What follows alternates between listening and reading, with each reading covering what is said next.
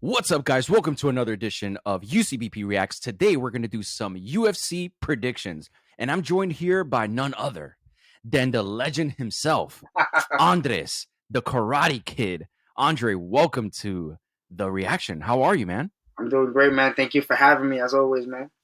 Of course. Thank you for coming back here. I went on your channel, which you guys can subscribe at Andres the Karate Kid. Yes, And we've been talking about UFC. We've been going over the fights together. I think you and I have been talking about this fight for a while now. We have two title fights for this UFC card. Unfortunately, it's actually, if you're in the East Coast, it's pretty early in the morning. So gotta wake up early for this one. They're in Yas Island, Abu Dhabi, and they're giving us a hell of a fight. So we're gonna do the main card and we're gonna break down some of the fights. And Andre is gonna give us his pro tip and predictions on the betting odds. So the first fight is a women's flyweight. It's Katlyn Chookagian, who is plus 185, versus Manon Fiorot, who is minus 230. Here we have Katlyn Chookagian as the underdog. Andre, what do you think about this fight? I think Caitlin. I think she's the well-rounded fighter in this fight against how you pronounce her name? I'm sorry, I'm gonna botch. It's Manon, yeah, Manon Fiorot. Fiora. I feel like Fiora definitely. She looks like she definitely got the power advantage in this fight. The Yeah, striking, obviously, because I feel like Caitlin isn't the most biggest striker, but her wrestling and jiu-jitsu definitely plays a part in her fights, and she's. I think if she can get her down to the ground, I think Caitlin can do a really good job at that, and probably look for a submission or some ground and pound, or just racking up time, holding her down and whatnot. absolutely. So who do you got in this fight? Who who, Um, who are you betting on?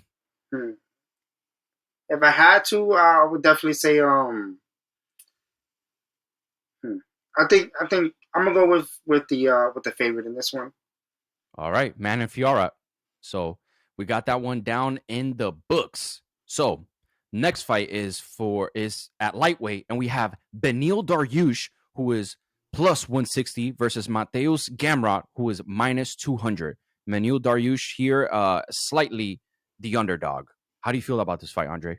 Yeah, that's crazy. Right, insane betting odds. Neo has been looking way different than what he used to look before. Oh yeah. Hmm. Still looks like he's asleep in the cage, but walking into the cage and everything, but he is definitely, fighting. Nah, yeah, yeah, he's a great fighter.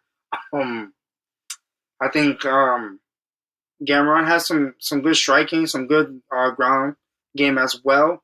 But I think Darnush still has the ground advantage. I think Gamron has power in his hands, so I think it can go either way for both of these guys. I'm excited. I can't wait. Yeah, that's going to be a fun fight, especially the way that Benil fights, just pushing the pace, always Yeah, pushing the like, pace. what's that guy name that he fought with? I think it was a while back though. Klaus. I forgot his name. Yeah, yep. They both rocked each other so bad, and then Oh man, insane and fight. Darnush ended up knocking him out with a over the top. Yeah, Yeah. insane. So who do you got in that fight? I'm gonna go with Benil Dariush. I think his jiu-jitsu is gonna play a factor in this fight. Absolutely. Yeah. So the next we have the second bantamweight fight in the main card. Oh, sorry, the first one, and it's against Pyotr Yan, who is minus 265, versus Sugar Sean O'Malley at plus 215. Who do you Uh, have in this fight? Yo, that this fight is probably one of the fights I'm definitely excited for. Um, Yeah, this is the people's main event. yeah, for real. Sean O'Malley, despite him being a sore loser, I think he's a he's a good fighter. I can't get I gotta Can't, yeah, got to give it up to him, right? um but I think he's in there. This is his toughest challenge to date Yes. for O'Malley, and I feel like O'Malley it's a win-win for him because I mean even if he loses, you're losing to a former champion who still looks good. Um, Definitely and it's really good at making the adjustments mid-fight. Which is, Yeah. I think it's hard to do as a fighter, make adjustments. Like Piotr does a really good job at making adjustments mid-fight, and I think Piotr can add some leg kicks in there, soften the legs of O'Malley. Everybody knows O'Malley's legs sometimes can be a little shaky, But I think it's a tough fight for Yeah, I think it's going to be a great fight, especially because both fighters are, they have something to prove here, especially Peter Yan coming off that split decision loss against Aljamain Sterling. right. And, he has something to prove here. Yeah. His wrestling, amazing, and also Sugar Sean O'Malley, you can never count him out. As No, much as, people can he hate on him. I'm sorry? got a decent ground game too. Oh yeah, absolutely. And especially for Sugar Sean, one punch knockout has all the tools on the feet to really rock you. Yeah, he does, and he understands his own range and distance, and I think that That's plays right. the fight too. So who do you have in this fight? I'm gonna go with Pure Leon. I think his ability to adapt, and I think he's gonna have to. I think that first round is gonna, O'Malley's definitely gonna take that first round because I think it's gonna take a round for Jan to really adjust and make the adjustments he needs to make for O'Malley. All right. Fantastic. Now you heard it here first, folks, from Andre himself. Now we're gonna do the next two title fights. I'm gonna need the round and the method of victory. So I threw you that curveball just so that you have it. So we have the first title fight of the night, which is for the UFC bantamweight title fight. Aljamain Sterling, who is minus 174, versus TJ Dillashaw, who is plus 140. And here we have TJ Dillashaw, who just came off that split decision win against Corey Sandhagen back in July 24th. And a great fight, close fight too, close fight.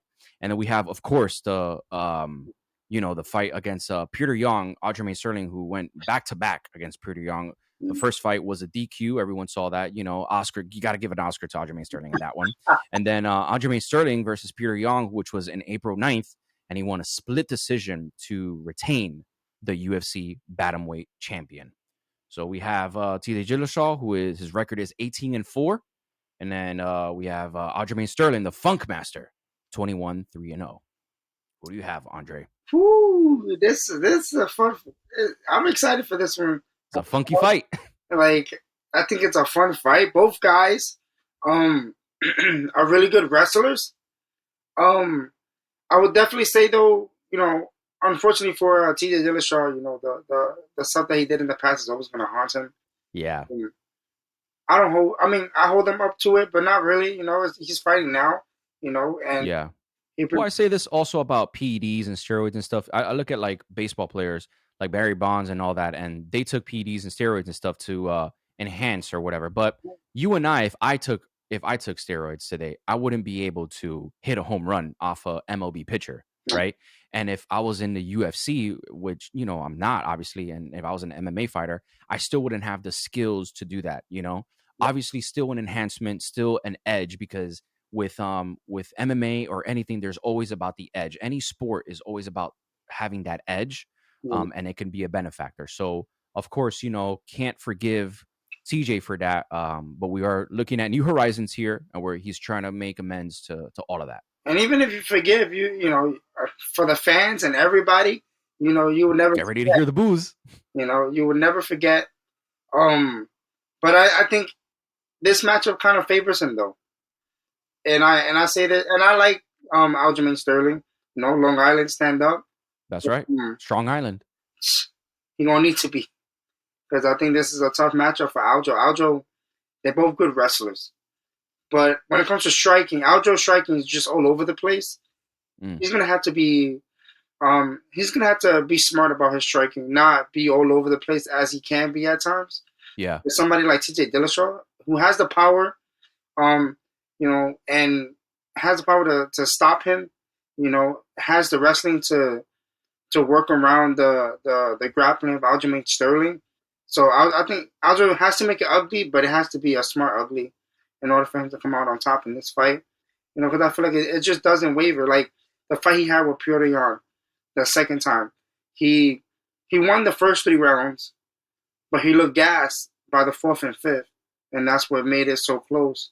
I feel like with Piotr Jan, and he's gonna need to have that gas tank for 5 rounds if he's gonna fight somebody like T.J. Dillashaw, another former champion.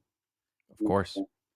So who do you have Who do you have taking the UFC bantamweight title tomorrow? I want Aljo, but I think TJ Dillashaw. I'm gonna go with You, TJ. TJ Dillashaw and round and method. I would say in the later rounds, like 4 or 5, by either TKO or by just taking him by decision. All right. Which one? Which one do you pick? 4 or 5? For the knockout, probably like 4. 4 round TKO or KO for TJ Dillashaw. Fourth round finish. You heard it here first Yeah. from Andre. So go to those betting lines right now. And we have for the main event of the evening, we have the UFC lightweight title fight versus Islam Makhachev, who is minus 180, versus Charles Do Bronx Oliveira, who is plus 150. And we have Islam Makhachev, who just came out of that incredible KO over Bobby Green back in February. And his record is 22-1, one loss, where we have Charles Do Bronx Oliveira, who just came off, obviously, that win versus Justin Gaethje back in UFC 274 on May 7th with a rear naked choke over him back in the very first round with a record of 33-8 and 1 no contest. Andre, who do you have for this incredible UFC light heavyweight title fight? Excuse me. I think it's an interesting fight. Like, Oh, yeah. I feel like Makhachev is the favorite, right? Makhachev is the favorite. Charles is the underdog here. Right, and I feel like a lot of people mistaken, wrestling with jujitsu, man. Like, obviously, he will take Oliveira down. Now, me personally, I want to see him take him down, and then I want to see what Oliveira can do off his back. He could Right. get off his back. If he takes the back of Makhachev, then we get to see the defensive side of Makhachev and see what he does. If he gets his back taken by Oliveira. Oliveira has great back take. Very slick when it comes to jiu-jitsu. I don't like me personally. I would go with Oliveira because it's just I don't know. I think he can pull up the upset. And I feel like everybody's just Habib. I think foreshadows Makhachev a little bit too much. I think Yeah. that's when it comes to the build-up. Like even the press conference, they had to bring up Habib. They had to bring his. Always. And I feel like he's not Habib Nurmagomedov. He's Islam Makhachev. Like he's a great fighter of itself. Great wrestler. So this is wrestler versus BJJ practitioner. So I think it's gonna be fun. I think it's gonna be a back Oh, and yeah. forth. Yeah, I think it's a classic tale of wrestler versus BJJ practitioner. Um, this is a tough fight. I think that both men are incredible in their game, specifically, their craft, wrestling and Brazilian Jiu-Jitsu. We've seen Oliveira come back from many wins, to come back from many fights into the win, and we've seen, Islam just Just smashing go people. through just smashing, right? They just love to smash, right? So I think for me, it's an interesting fight. Now, Andre, who do you have? What round and method of finish? I would say Oliveira. I'm gonna go with Oliveira in this fight by decision. Decision. Now Decision. it'll be even more impressive if he can get a submission, Hmm. but I doubt it. I think Oliveira. When it comes to jiu-jitsu wise, I think he's much better Yeah, of than the wrestler of Makhachev. But Makhachev is no slouch. I'm not saying that he is either. course not. Yeah. I think that it's interesting, and I can't wait to see in the morning or early afternoon, I guess. For us. That's right. Yeah. Guys, you heard it here first. Andre, the Karate Kid. Don't forget to subscribe to his YouTube channel. He has all the breakdowns, all the predictions, everything you need, your one-stop shop for boxing, MMA, all the news that you have. Man, Andre, thank you so much for joining me tonight on this incredible prediction night for UFC 280. Are you excited? I'm super excited. It's going Crazy. to be a fantastic fight from Yaz Island. We have UFC 280, Andre the Karate Kid. Don't forget to subscribe. Don't forget to subscribe to this channel, UCB Podcast, and we'll have way more for you, reacts, predictions, and even live reactions while the fight is happening. Thank you so much, guys. We'll see you the next time. Thank you.